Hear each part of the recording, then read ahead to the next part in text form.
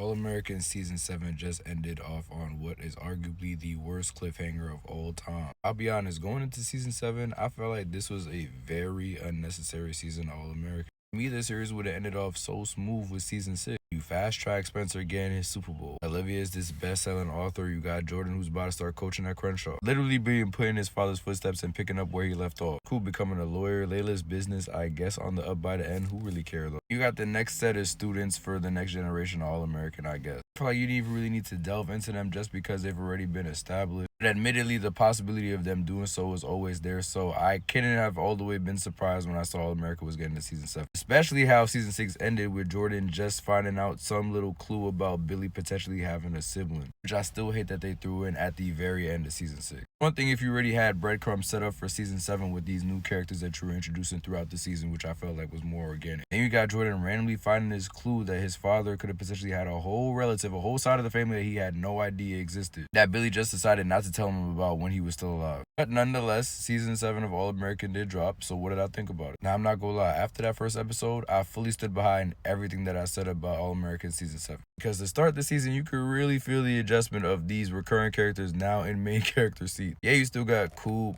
Jordan, Layla, but the show is for the most part the new characters, so they gotta learn how to cook. Gotta throw them in the fire in a sense. That's not to say Jordan and Coop don't have interesting storylines throughout the season. Notice I didn't say Layla because she does not. It's the characters in KJ, Amina, and Khalil, and Tori. On a lesser scale, Tori, because she's more so linked to KJ's story. I have the reins to be the new main characters of the All-American universe going forward. And as the season progressed, I gotta say, I feel like they did a great job of holding the season down. Keeping me entertained at least, to the point where it felt justified for the CW to bless All-America with the 7th season. Still wasn't the biggest fan of it, but they introduced storylines that were kind of compelling to me throughout the season. One of those storylines being the whole reason Cassius brought his son to Beverly to begin with. I'm not gonna lie, I hated hearing this little nigga KJ complaining about playing at Beverly. Like, my son did not want to be out here at all, so then I got to thinking, why did Cassius even move bro out here to begin with? Actually, this whole time, Cassius is just obsessed with breaking records, molding KJ into the player of the year, and just having Beverly be on top of South Crenshaw in any capacity, no pause. Then I really got concerned when they're playing this one game in the season, and Beverly is putting belt to ass. I'm talking, they don't even need the starters to continue to put this onslaught on this random team that they playing. They up about 50 on this other team, but the coach is refusing to take the starters out of the game, to the point where one of the dudes get injured, but I guess it was worth it because they was able to beat a record that was previously established by the old Beverly team, I believe. As if they didn't have to play Crenshaw sometime later in the season. So then I really got to thinking, why is bro sabotaging this team like this just to get this record? It's then later revealed that Cassius and his pops have been plotting on the Baker household this whole time. Remember what I said earlier in the vid about Jordan finding out that he has extended family that he didn't know about this whole time throughout his life. He thought it was the coach who was working with at South Crenshaw that he was Billy's half-brother. But really, it was this bald man Bryant from BMF that was the whole time. And this cue ball of a man decided he wanted vengeance against the Baker family because they did him foul back in the day, apparently. They doing him like he did his son this whole season so far, straight foul. Only worse though, because according to him, he was on the back burner completely. I'm not gonna act like I know the full ins and outs between his relationship with the Bakers, how they came up, his relationship with Billy, none of that, because I really don't. And I really don't care to. This whole storyline was weird. Compelling, yes, but when you realize why all these things are happening, why KJ moved to Beverly to begin with, why Cash is separated from his mother, all of this shit is just downright weird and unnecessary. Shit was so bad, I honestly would have preferred Jordan being right about his coach being his father's half-brother. Because this is just weird timing. You're willing to F up what your son got going on and your relationship with your wife in order to fulfill this vengeance plot that your dad cooked up because he felt he was ostracized by his other side of the family. That shit sound dumber than it actually is hearing it out loud. But now Jordan hears this, who's been looking into his father's half-brother the whole season. Gave up for a little bit, then the storyline picked back up when we realized what KJ's father was plotting with his father. Then Jordan hears all the rumblings about how Cassius was trying to sabotage everything that his father set up at Beverly. You know he's not rocking with that. Billy Baker is a staple of All-America. You cannot fuck with nothing he's built. So it creates a further rift between Cassius and Jordan, but not as if there wasn't already one that was brewing. Because Cassius at any moment in time in this series is hating on Jordan. Like, I get it. Jordan's just getting into this coaching shit. He don't really got a bag just yet. I'm saying he got winning plays. He's a winning player. We've seen that throughout this series.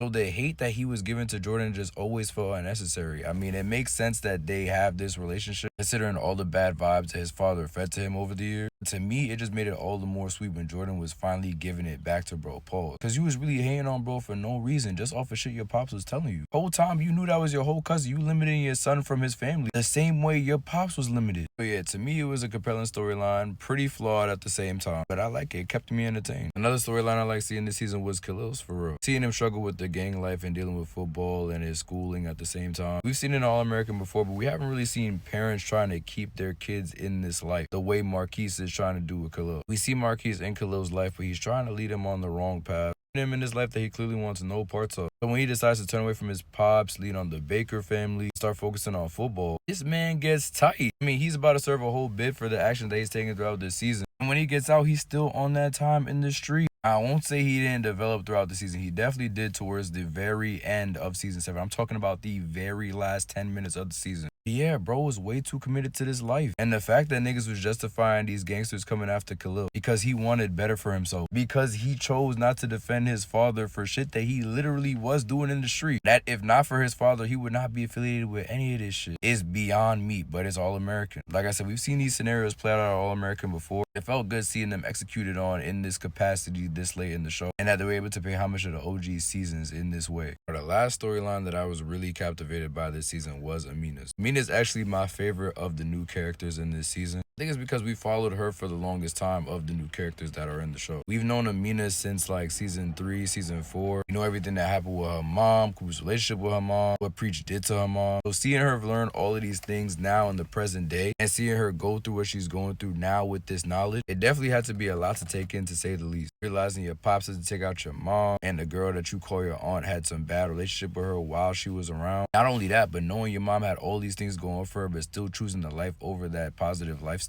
It definitely was a reality shock that she did not in no way deserve. I do wish we got to see her journey in Baltimore, to see her grandparents, to get the information on her mother, to potentially give her more closure on the situation. Obviously, she came back to Crenshaw still pissed off at Cooper and her pops, so she probably didn't find that closure, but it still would have been good to see those conversations held on in the show. Yeah, like I said, Amina is definitely my favorite character this season, and no contest. I'd probably say Khalil is my next favorite character. I didn't like him at first, I'm not gonna lie, but as the season progressed, I like seeing him become more of a focal point, whether that be on the cast or on the team directly. Fighting past his demons that is the street and his pop. The relationship he got with Jordan and the Baker family really felt genuine. Fella was forced at first. Obviously, we already had Spencer who got picked up by Billy and his family earlier on in the series. But it felt good seeing Jordan in that role, giving a kid guidance and taking him out of a situation that he clearly did not want to be in. And that he was the kid who felt like his attention was being robbed by Spencer when Billy first picked him up and allowed him to stay at their crib. It's good to see that he's willing to do this for another years down the line. His relationship with Amina is kind of to me. I felt like the show was trying to border too much on them being friends to the point where when he actually was starting to express his feelings for her, it just didn't really feel real to me. And at the end of the day, she's leaving anyway, so it was kind of just like, alright, I mean, y'all go be long distance. Wouldn't be the first time we sit in an All-American, I guess. As opposed to KJ and Amina's relationship that kind of gave me Spencer and Olivia vibes throughout. Kind of will they, won't they, being friends for a majority of the season. Even at the end of it, having KJ choose to go with Tori over Amina, that's textbook All-American. We seen Spencer be with Layla before he was with Olivia early on in the series. I'm telling y'all, season 7 is just paying homage to All-American season 1 through 3, but they do an effective job of making it work, so I'm not cooking them today. If I was a betting man, I would definitely say KJ is going to end up with Amina down the line in this series. His relationship with Tori just kind of felt forced a little bit, especially when she basically called him gay for not wanting to mess with her. As if she didn't just randomly bring him in a closet earlier on in the season against his will. Yeah, miss me with that. So because the nigga don't like you, he gay? As if there would be anything wrong with that if he was. Tori was one of those characters that lacks substance for me this season, so it's really not much to talk about with her in my opinion. She just felt like she was attached to KJ in a way where if she wasn't getting the attention from him, she was relegated to nothingness. Coop kind of went back to early season Coops at point in this season, but for the most part, she was cool. I like seeing her and Amina's relationship go through rocky roads in this season. Obviously, with everything that went on with her mom in the earlier seasons of the show. The Coop was definitely hooping throughout. She had some risk with her one teacher who was trying to front on Coop, but Coop was putting down an immaculate game. I gotta give her credit for that. I'm also glad that they finally stopped with with the back and forth between Patience and Coop, and let Coop focus on someone else, because Patience needs to be all the way off this show. She's irrelevant at this point. Go live out your music career in any other state other than LA. I'm good off you. Spencer and Olivia come back in the season briefly to make cameos. Olivia just there to hear Jordan out when he mentions that Billy might have had a half brother, and Spencer provided some much needed vibes, much attention-ridden men this season. That was all good to see, I'm not gonna lie. Now, with all that said, I'm gonna give season 7 a calm 6 out of 10. While it definitely exceeded my expectations, we did not need that cliffhanger ass ending. The fact that these niggas is coming out with an All-America season 8 makes me sick to my stomach. I literally could have just made this into a spin-off if y'all planned on continuing it well after Spencer left the show. What pisses me off even more about this decision is the fact that y'all already asked All-America Homecoming. At the point when it was airing was better than All-America, but y'all not ready for that conversation. Looking forward to more All-American, I guess.